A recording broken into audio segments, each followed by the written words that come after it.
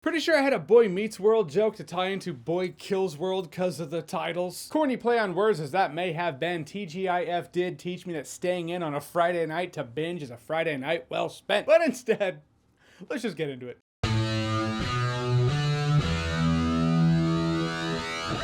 So Boy Kills World is an action dark comedy.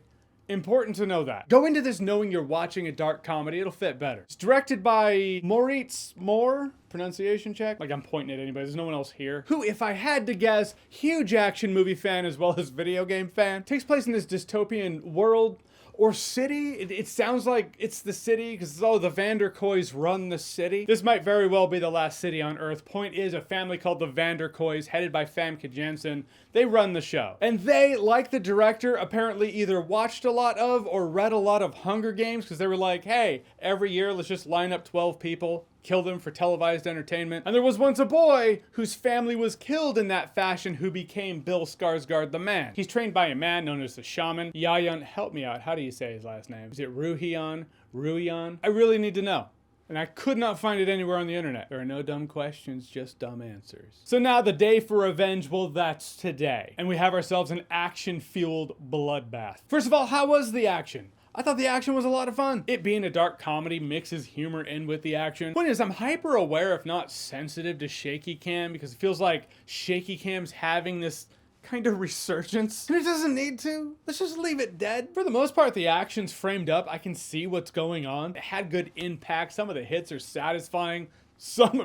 Some are bloody and just make you laugh, in which you realize you're just a fucked up person. It's like Boy Kills World successfully pulls off the action sequence energy that shaky cam's trying to emulate. Because that's what shaky cam's trying to do. Like, yeah, doesn't it feel intense? It's like, no, it just feels like anxiety on screen. This keeps the energy flowing and keeps it framed up for longer than one hit. Now, the premise of the movie, generally speaking, if you just see it on paper, sounds cliche. But its execution has an energy to it that makes it feel fresh, makes it feel new. One of the big angles of that is Bill Skarsgård's character, the main protagonist in the movie. He's deaf. He doesn't speak. Because his inner monologue sounds like Archer from the show Archer. Literally, they got the guy who voices Archer from Archer to voice his inner monologue.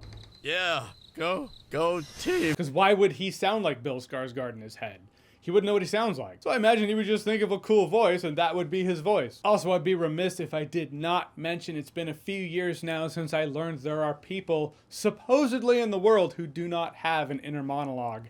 And I don't know how that works. It's interesting. You can have fun with that. They definitely do have fun with that. You can sprinkle that into a movie here and there, but 100% of his dialogue, not even being Bill Skarsgård, being his inner monologue, is an advantageous insight into the mindset of a protagonist that you generally don't get in a movie. So Bill Skarsgård just has to act with facial expression doing the telling. Also the killing, the action, the blood, yeah, that's another language he speaks. I will say there were a couple of side characters right when they started to get endearing, they just became useless. I was kind of bummed out by that. I was like, oh, okay, we've moved on. It looks like when the movie's forced to choose between having a moment of heart and a joke, possibly taking that joke for the laughs, it'll take the joke every time, for better, for worse. Not to say it doesn't have some moments of heart near the end that actually did land for me. The villains are kind of cliche in that dollar store Hunger Games kind of way. And at a point in the movie, you might very well go, I think this is what's going on. And you'd probably be right. You might not nail all the details, the semantics, but generally speaking is pretty predictable. And you know those movies out there, another common complaint of mine where I'm like, it feels like the movie ended